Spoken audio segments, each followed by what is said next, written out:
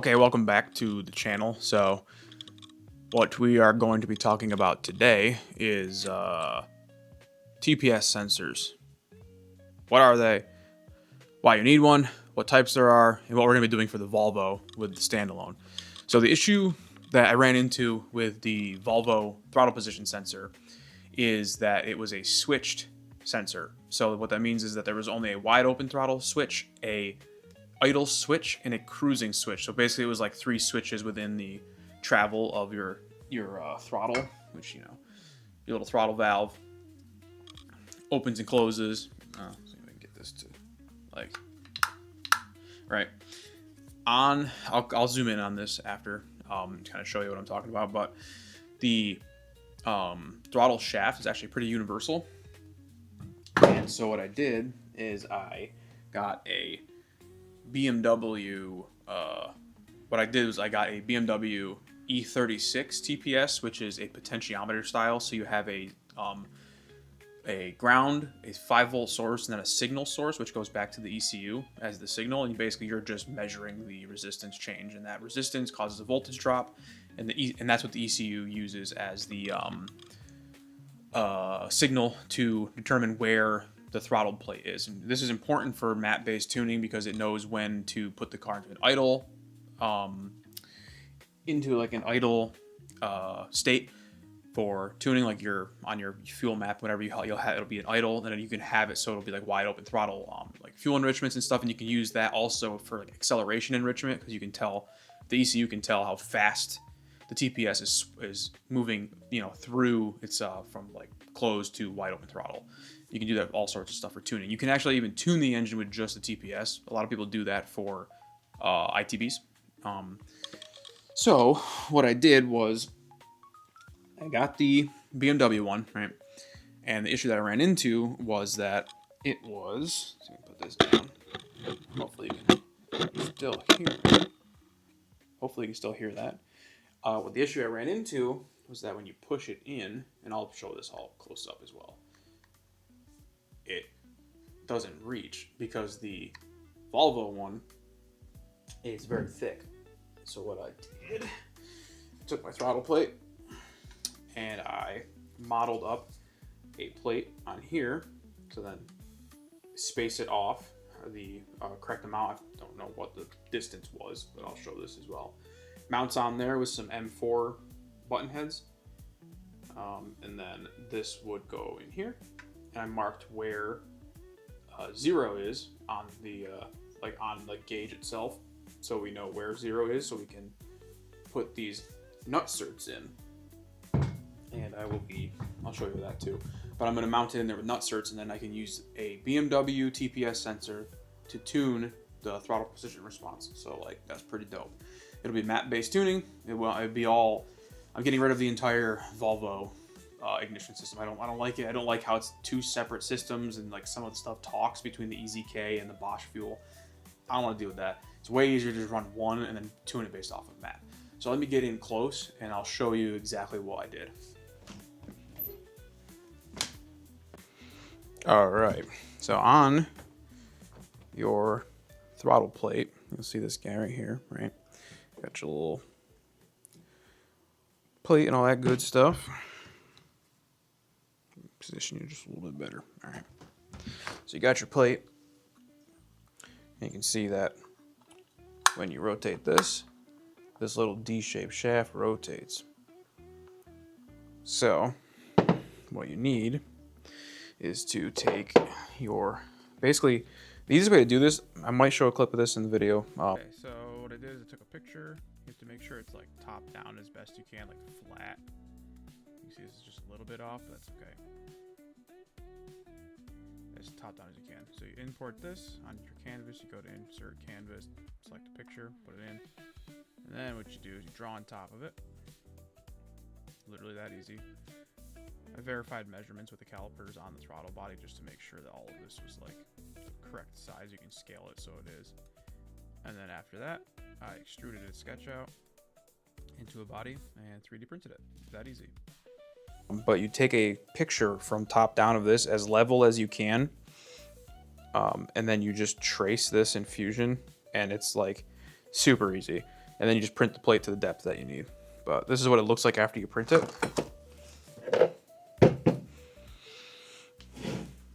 So you can see this guy right here, right?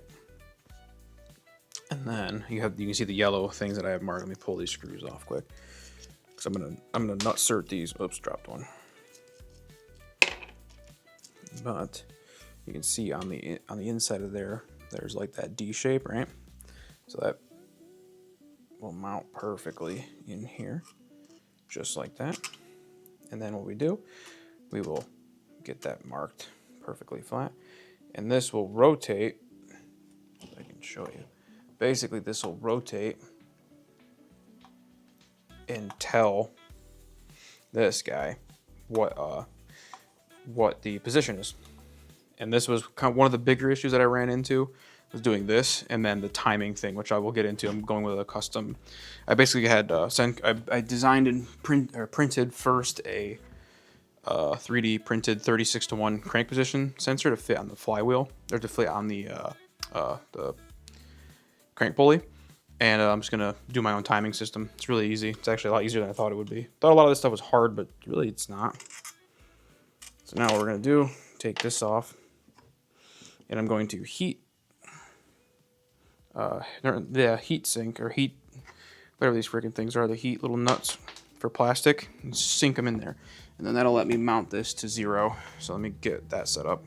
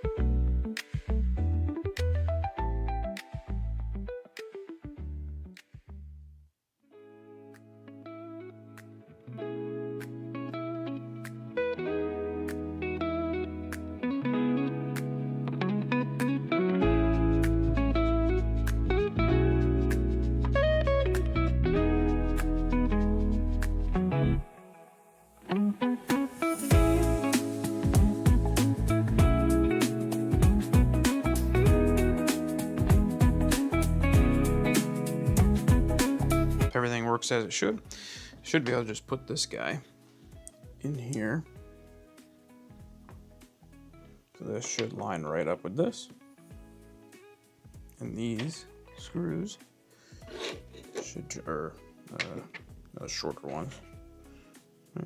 Yeah, shorter ones. They're all 4 of these are M4 at 1.0s. I think these are like 20 mil or something. These are 25 mil. But makes service easy and parts available. So should be able to put this guy in. Should screw in real nice, like so. So that is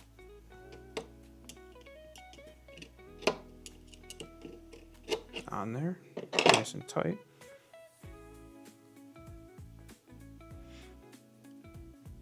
All right, and this should go in just like this. Bam. I think, right? You might loosen this up just a little bit to get it to kind of seat properly. Let's see. So far, so good though. Everything lines up properly. Yeah, okay. And we'll put these guys in. And we'll cinch everything down.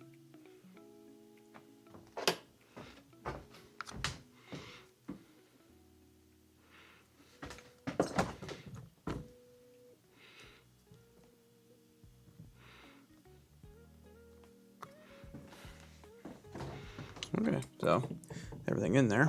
We will go ahead. We'll cinch these bolts down. Get that nice and easy. Everything goes in good.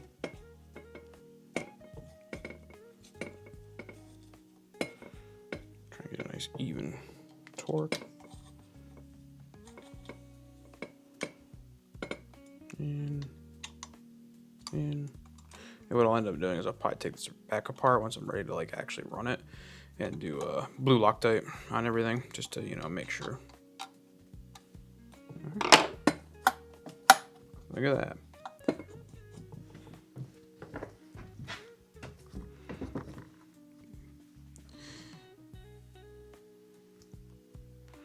And I only did 2 tests with it. That was sharp. I cut my thumb.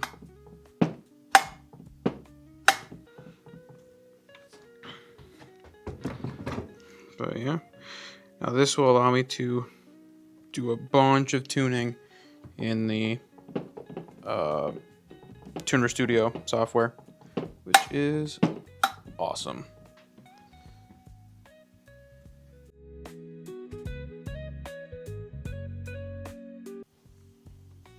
Okay.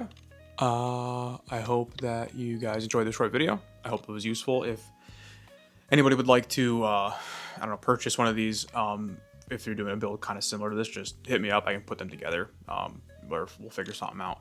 But yeah, I hope that was helpful. Peace. Oh yeah, like, subscribe, comment. I prefer commenting. I don't really care if you like or subscribe, but I prefer commenting. I like being able to talk to people. It was pretty cool. The last video, the one guy told me a bunch of stories about like cars that he, like an old RX-7 that he was at a red light with, and I think he said it was like, what was it, 357 swapped or V8 swapped, or maybe that was the Volvo. No, it was the Volvo. The Volvo was swapped, and then the RX-7 he helped his buddy clean, and then they got hit with a sandstorm and stuff. But whatever. Yeah, leave a comment below. Hope you enjoyed. Peace. RX-7 speedometer. Look at that FB. I might put this in something. I don't know. I like it. It's cool.